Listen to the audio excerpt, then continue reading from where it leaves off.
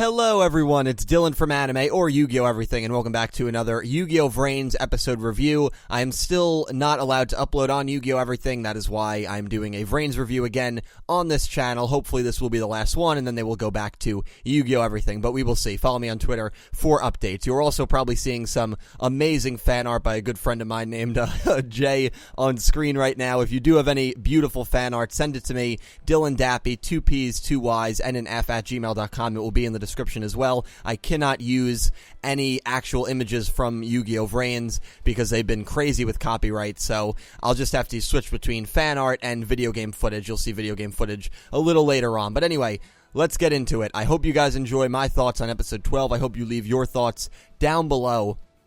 Generally speaking, what did I think of this episode? The final part of the Yusaku and Revolver duel, what will hopefully be a very compelling, a very memorable rivalry between Yusaku and Revolver, and already, even though this duel is over, I cannot wait for these guys to meet up again, and I think that's what this episode did really, really well. They left the door open to what's going to be another, most likely, high-stakes rematch, hopefully one where Aoi's life is not on the line, because once they introduced that concept, we kind of all knew in the back of our heads, there's no way Yusaku's going to lose this duel, right? And I wanted him to lose, but you know what? I'm okay with the result. I'm honestly okay with the result, and I'll get into that reasoning why. The other thing that I really wanted from this duel was for Revolver to identify himself, was to learn Revolver's identity.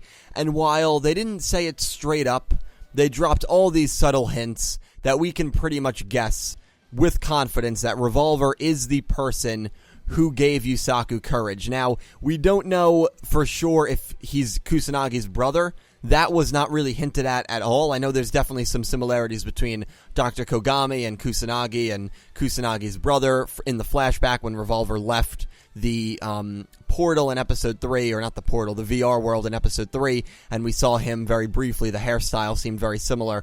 And we can also confirm from this episode that Kogami is Revolver's father. Now, is Kogami stuck in Link VRains while his real-life body is in that machine hanging on to its dear life? Maybe similar to what the situation that Aoi was in, except instead of Blue Angel being in a coma, it's the same concept where they can't log out and they can't get back to the real world. And if that's the case, if it's all related, then Dr. Kogami is the father of Kusanagi.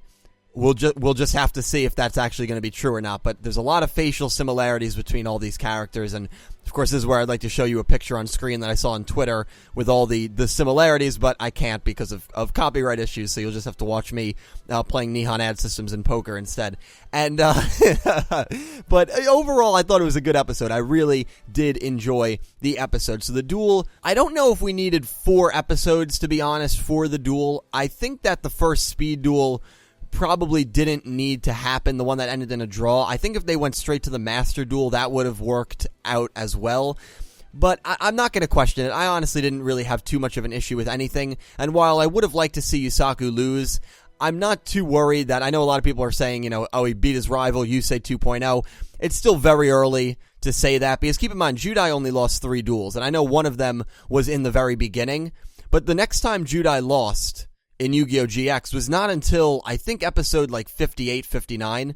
So if Yusaku loses once in the first 50 episodes, he's on the same pace as Judai, and no one thinks of Judai as a Yusei character, but realistically, Judai only lost 3 times, and the amount of times Judai dueled, his ratio, he should be compared to Yusei more than anyone else. And I love Judai, and in terms of win and losses, maybe not development. I know people will say Yusei maybe didn't have that much development. I loved Yusei as a character personally, but Judai had some incredible development. So there's the difference there. But you don't need to lose duels to have development, because to me, Judai developed the most in Seasons 3 and Seasons 4. He did not lose 1 duel in those seasons. So losing in duels, it's weird because we kind of, especially me, I always associate with losing duels as character development, but it's not necessarily true. I'm not saying, by the way, that Playmaker Yusaku has gotten amazing character development. He really hasn't in the first 12 episodes. I mean, I still love him. He's probably my favorite character in the show, but you can't really say that he got great development in this duel. But the plot certainly moved forward, and they added a lot of awesome elements to this plot. A lot of just subtle hints. When Yusaku lists off the three things, Revolver is clearly shaken up. And I like how when he went back into VRains and he went back to the hideout, Dr. Kogami even says it. Dr. Kogami said the same exact thing that I was thinking, the same exact thing probably a lot of people were thinking. He was like, damn, you let your guard down. You got really shooken up when he said that three things speech pattern. And Kogami even says when he says it, damn, fate is a crazy thing. And he turns around and looks at Spectre. And this is the first time we've seen Spectre at all in this duel. I don't know what he was doing. Maybe he was watching it in a different room, or he was doing something else that we're just going to have to not be too sure of. But Spectre has this stern, serious face on, like he knows exactly the incident from 10 years ago. Another thing when that got brought up, the incident from 10 years ago, is, and it's pretty obvious that Revolver was involved in that incident and was the one that gave Playmaker courage. And at the very end of this episode, Revolver goes, don't tell me Playmaker is, and we don't hear what he says, but he might say something like Yusaku. He might say that, or he might say, don't tell me Playmaker is that boy from 10 years ago. Probably something like that. So the fact that Revolver most likely was the one that gave Yusaku courage, I'd bet a good amount of money on it. I think that was pretty... that they revealed it as much as they could without outright saying it, which is pretty awesome because it still gives wiggle room for you to think about, well, maybe that's not what he means, even though I'm like 95% sure that that is absolutely what he meant. The duel was good. Again, maybe did not need to be as long as it was, but I'm still okay with it. I thought the duel was enjoyable, and again, Yusaku losing would have been awesome, but without his life on the line, you always knew he was going to win. He ends up getting Firewall Dragon's attack to some ridiculous level because of all these magic cards and monster effects. And the back and forth between these two were very entertaining. Yusaku gets Firewall to 7,200. Revolver gets Varaload to 3,000. And I can't remember the last time. I don't know if this... I'm sure it's happened before, but I can't remember the last time that a duelist won on an attack that did not destroy a monster. Because Varaload does not get destroyed. Yusaku is unable to overcome Varaload, but he gets Firewall's attack so high that he doesn't need to defeat Varaload, and he inflicts 4,200 life points. It's the only damage Revolver took the entire duel, and I think it was fitting that it was right after Yusaku did the 3 speech pattern, and clearly Revolver was shaken up. Maybe he had a card in the graveyard that could have been banished, or maybe he could have done something, but because of the situation, he just wasn't thinking properly. I don't really know. That's why it was interesting that Kogami said you let your guard down, unless he was just generally speaking. That could be me just kind of overanalyzing the situation, but I found that to be interesting. So Revolver takes the damage. Ignis goes and tries to eat his program. He actually eats his arm off, and this is where I wish we had more of a clarity on whether if your VR account gets eaten or gets killed or gets destroyed, you get killed in the real world and you're actually dead. Because in the speed duel with the Knight, it was said by Ignis, if you fall from a serious height, you die in the real world. But we've seen people get scorched to a crisp by the Cracking Dragon, and now we see Revolver almost get eaten alive by Ignis. So would he have died in the real world? That's where I wish we had a little more clarity, because it's a very gray zone, honestly, and it's all kind of up for interpretation. But I guess that's just what it is right now. And so I when I'm watching this, I don't know if Revolver's life is actually in danger. I don't know if his VR account gets deleted, he can just make a new one. I really have no idea. Revolver is able to escape thanks to his dad sending down a bolt of lightning to block off Ignis, and then it was like a Pokemon reference where Playmaker's just like, AI, return, and AI goes back to the Pokeball. He goes back to the duel disc, and that is the end of the duel. But there was another thing that was extremely interesting, and this is something that a lot of people have theorized, including myself, from the very beginning, that Revolver says, I can't believe, you were that kid that was involved in that incident 10 years ago, and you're helping Soltech.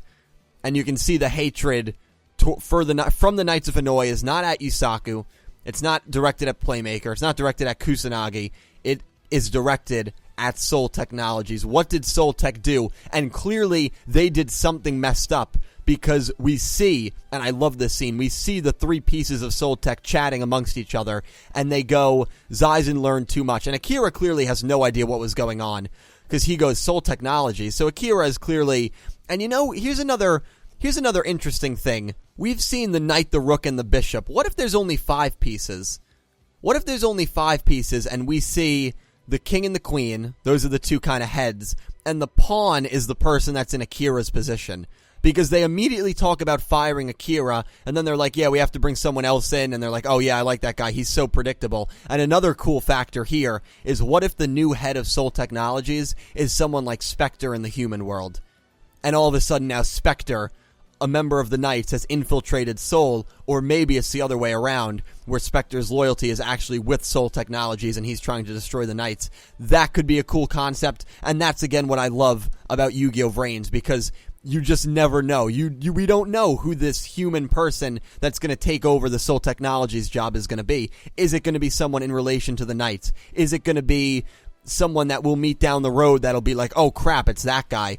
And that is a very awesome concept about Yugioh Everything. Anyway, Yusaku, Emma, and Akira all stand over Aoi. Revolver, like the man he said he would be, he kept his word, which I did enjoy that, that he kept his word. I hate when characters don't keep their word and are sore losers. At least he didn't kind of complain about the loss. He took it like a man. He gave Yusaku the retrieval program and said, this will not be the last time we meet. And also keep this in mind, this is why I'm not too upset with Yusaku winning this duel. The rivals have usually had the upper hand in rematches.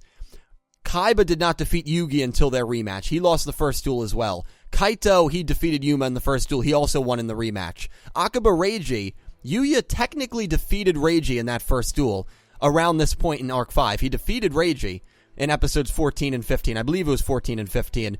Because Reiji surrendered the duel, but it still counted as a Yuya win. Reiji won the rematch. Kaito won the rematch. Ryo Marufuji, he drew. He won the first duel. Jack Atlas was the only one that did not. Jack Atlas was the only one that lost, but then again, Yusei beat everyone. So, Revolver maybe will win the rematch. That's something to keep an eye on. This rivalry is definitely not done by any means, and I think it got off to a really, really, really enjoyable start. Anyway, Playmaker frees Aoi, and the comedy in the second half of the episode was great. Playmaker frees Aoi, and he just leaves. As Akira is going to thank him, Playmaker just logs out. He doesn't even respond, and Akira rushes to the hospital. He sees Aoi, and our heroine, she wakes up. Akira starts actually crying, and Aoi sees this, and that probably made Aoi's life. Now, I'm very interested to see what Aoi is going to do now, because obviously her main motivation was to help her brother, was to get her brother's attention, not even help her brother, but that could be her new motivation. If Akira gets fired, and Akira all of a sudden, because a loss of a job can make someone very upset, and if Akira goes into a struggle with maybe even something like depression or something, or just being down about everything, and he doesn't have that maybe drive anymore because he was fired from Soul Tech, and he loses his motivation or loses his will, then maybe Aoi is going to try to infiltrate Soul Tech, and that will be her new motivation. I just kind of hope she doesn't become this go-happy character all of a sudden. I want her to be that at the end of the show, but I still feel like she needs to have a journey that we can all relate to. And we can all relate, a lot of people at least could relate to the position she was in early on, where she was kind of down about everything, where she had this fake life with these fake fans, and in real life she was completely alone. But now that, she was kind of smiling and happy, which you would expect because her brother was by her bedside, but now if she's, a completely different character next time we see her, that would be kind of a shame. So I am kind of worried that all of a sudden she's going to be a happy, fun character. I don't think she will be, but it's something that it's a route they might go, and I guess, and again, I want her, I'm not some sadistic person, I want her to stay miserable the whole time, but I want her to go through a struggle, I want her to go through a journey, because I think that would be tremendous character development, and the story her character could tell would be such a great story. And so I'm just hoping for the best for her. She has one of the highest amounts of potential in the show so far, at least in my opinion, and in a lot of people's opinion. So I'm always hoping for the best with Aoi Zaizen, and I'm looking forward to seeing her in action again and seeing the route that the Zaizens go from here on out, especially with Akira most likely about to lose his job. So they go back, Kusanagi and Yusaku analyze Ignis, and, I mean, that's pretty much it. They analyze Ignis. Ignis gets his body back, and that scene was great. The scenes with Ignis, Kusanagi, and Yusaku in the hot dog truck are probably the funniest scenes in Yugioh Everything. Ignis is showing off his small body, and Yusaku and Kusanagi don't care at all. And that's how the episode ends. Emma, it's very interesting because Emma is buying a hot dog in the preview of 13, so it seems like we're going to get maybe a plot episode. I don't expect a duel next episode, and then maybe Emma versus Kusanagi, Emma versus Yusaku. I don't really know. I know what the next duel is going to be. I've read the summaries, but I'm not going to say what it is outright because of people that don't like to be spoiled, so we're just going to have to wait and see, even though, of course, I know. And I will give my thoughts on those summaries on Monday, on August 7th, if I get my channel back that day, so stay tuned for that. But anyway, guys, good episode. A lot happened, and there's a lot that is going on right now that is very interesting. Another thing that I missed on, Kogami says, if you can't get Ignis back, that's fine. I'm going to launch the final program. I'm going to launch the big program, and Revolver goes, understood. What is this big program? Is Kogami going to try to destroy the Cyberse? Is he going to try to destroy VRains once and for all? It'll be very, very interesting. Anyway, guys, cannot wait next episode to see more of the aftermath of what was definitely an enjoyable, maybe unfortunately a somewhat predictable duel between Yusaku and Revolver. Let me know all your thoughts down below. I will talk to you in the comments down below. I hope you enjoyed the video. Have a wonderful day. Thank you for watching.